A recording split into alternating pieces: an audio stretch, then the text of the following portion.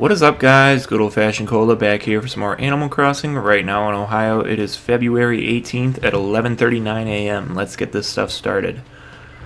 So, once again, Jesus, how many people are going to send me stuff? Is this Valentine's Day stuff now? Wow. Well, we don't have room for any of this stuff.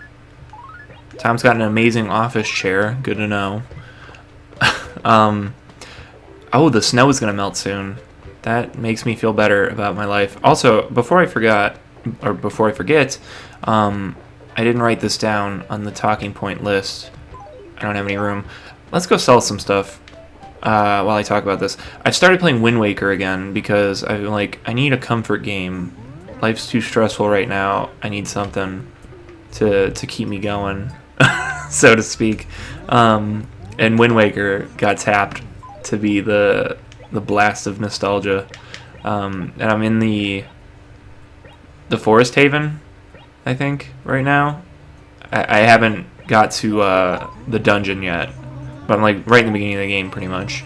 Like I just got done with Dragon Roost, and I was like on the fence about playing it on my Wii U, but like I have my I have my Wii U hooked up in a different room than I usually am, like chilling in, like my living room.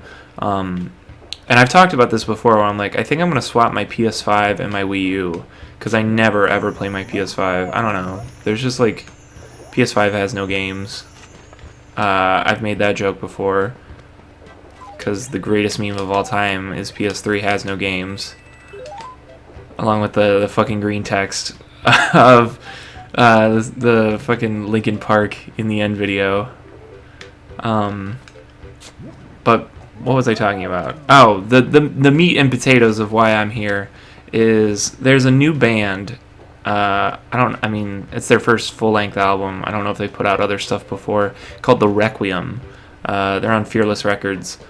The album is called A Cure to Poison the World, and holy fuck, I just sat and listened to it all before I hopped on here, because I just couldn't stop myself. I was like, well, I'll listen halfway through, and then I'll go and talk about it. And I was like, nah, I need to keep listening. This is, like, amazing. Like, do you know in Ratatouille when the food critic comes and he eats the food and he's, like, transported back as a small child eating the same food? That was me listening to this album because it is so 2005, and it's glorious. It's very My Chemical Romance. You can tell I don't know anything about the band, but just like from hearing the vocals, like you can tell the vocalist really, really liked Gerard Way and tried to model himself after Gerard's vocals while putting his own kind of spin on things. Don't tell me you want me to fucking take care of the damn lighthouse. Oh my god, I'm gonna kill you, Tour Timer. I don't want to.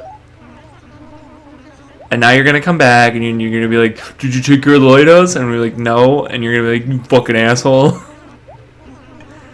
Damn you. But the album has My Chem influences. I hear a lot of like AFI.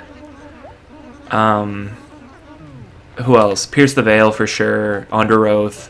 I don't know. It just sounds very, very mid-2000s emo. And if you're into that, you're going to fucking love it. It's definitely album of the year, like, contender for me. Also, I gotta say something very controversial here, and Anthony Fantano might be the only one who disagrees with me. Who knows? I don't know. Vultures by Kanye West and Ty Dolla $ign is very, very good. Carnival is a fantastic song. I know Kanye's had his moments over the past couple of years, and I won't delve too deep into them. But I don't know, at this point I've just got like blind loyalty where I just like close my eyes every time he opens his mouth when it's not rapping, and I just gestured over my face as if anybody can see me.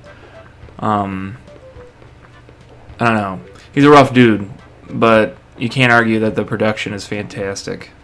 Can't argue against that.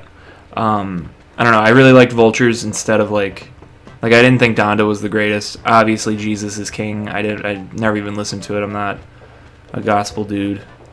But if we're talking like recent Kanye projects, I think Vultures is probably his best. And if you haven't listened to it, Oh, he's in my town on the Steam Deck. I didn't even realize that we had any overlap. Never realized he was here. But if you haven't listened to it, and you haven't formed your own opinion, and you're just like, oh, Fantana says it was bad, it must be bad, I'd say give it a shot. It's not as bad. I mean, it's not like My Beautiful Dark Twisted Fantasy, 808s, and Heartbreak. Like, it's not that good.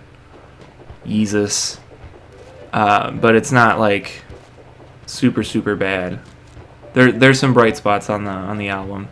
But then lastly, before I fuck off for the day and try to go work on graduate stuff, the NBA All-Star Weekend is this weekend, and last night was the dunk contest and the three-point contest, which I only caught snippets of both because I was out running around. It was sad to see Donovan Mitchell lose, but it was really cool that he wore a Sam Merrill jersey.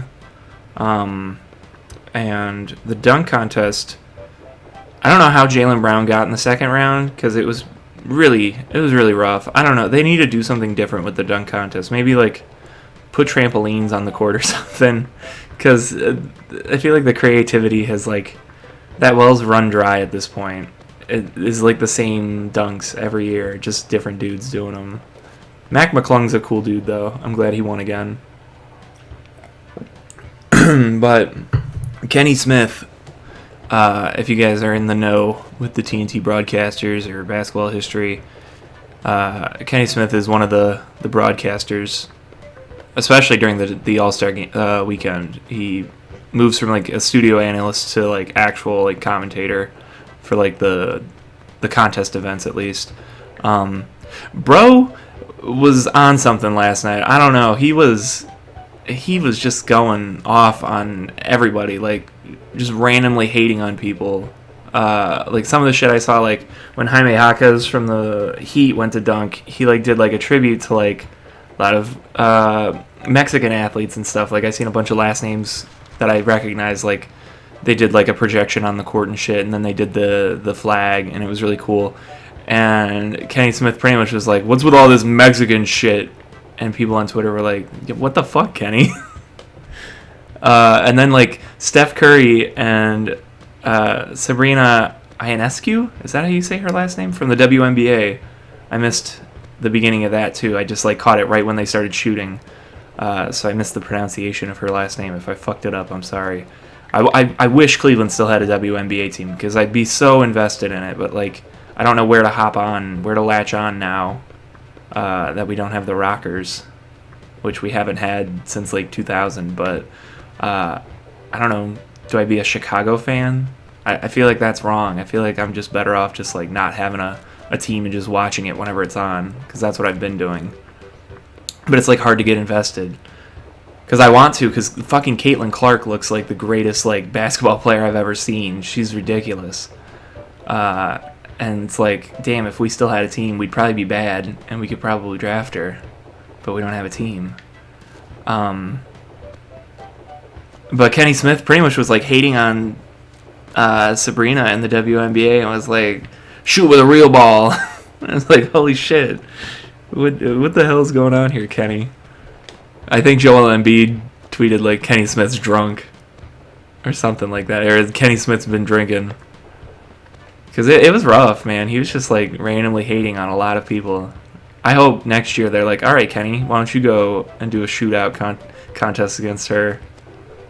His old-ass, fucking brittle-ass knees couldn't handle that. Anyways, I'm done bitching about Kenny Smith.